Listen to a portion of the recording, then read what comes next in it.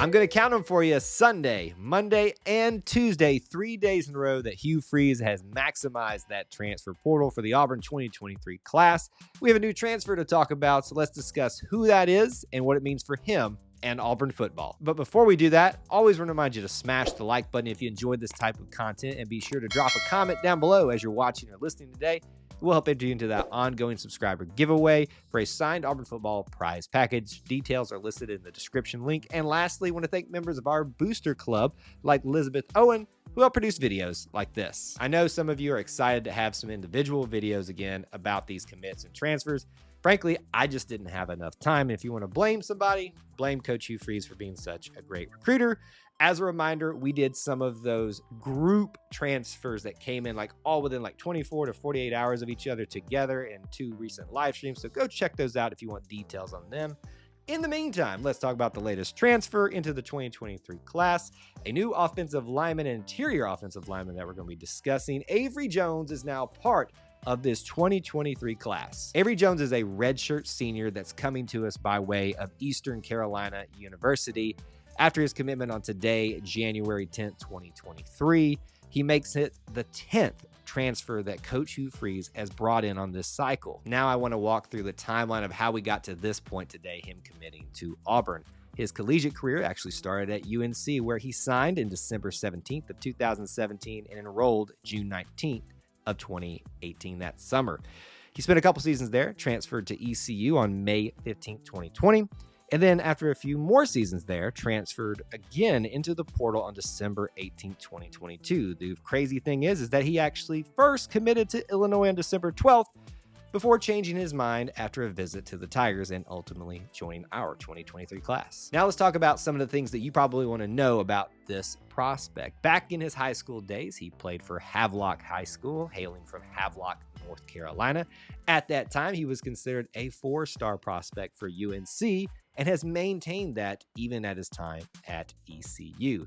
What are his measurables? 6'4", 290 pounds, which put him nicely as an interior offensive lineman, but where he's projected to play here at Auburn and where he did at ECU at center. Now let's talk about a few of the storylines around his commitment, and we got to mention the fact that he was first committed to Illinois originally when he entered the transfer portal this time around.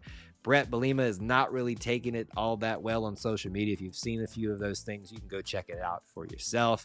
He's also part of this amazing string over the weekend and leading into the beginning of this week, Sunday, Monday, and Tuesday. He's the 6th total transfer in that sequence that Coach Hugh Freeze has brought in, and the 3rd offensive one in a row too. To wrap up the about section about this prospect, I always give stats, but with offensive linemen, it's a little bit harder to do so, but there are a few entities out there that provide you some information and stats to consider, so I'll do that right here. Just to first start off here, at ECU, he was a starting center for the majority of his career there, so obviously that would lead you to think that he's going to be able to do that here at Auburn. Pro Football Focus, PFF, scores him as a 63.2 offensive grade.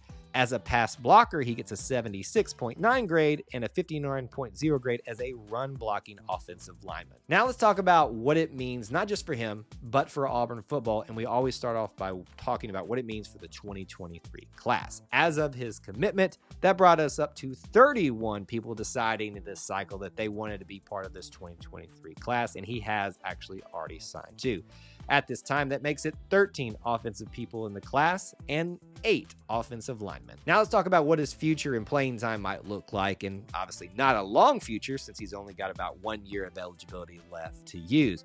When you look at transfers, typically they're brought into play right away and probably play significantly, but maybe this is a guy that's coming right in to step as the starter at center. Now, there's guys like Tate Johnson who are going to have a crack at that as well, and newcomers like Connor Liu, and you can even throw Braden Joyner in there too.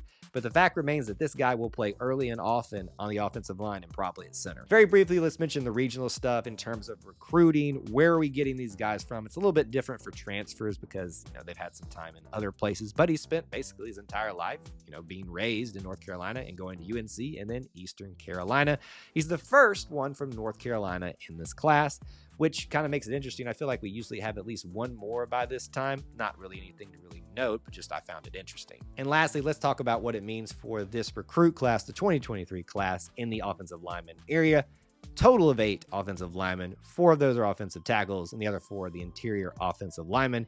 Already mentioned Braden Joyner, Connor Liu, Clay Wedden is the other one, alongside now Avery Jones. When you look at this group, it's pretty full. Doesn't mean that we're done yet. Just ask Trevon Reed. He'll tell you on social media.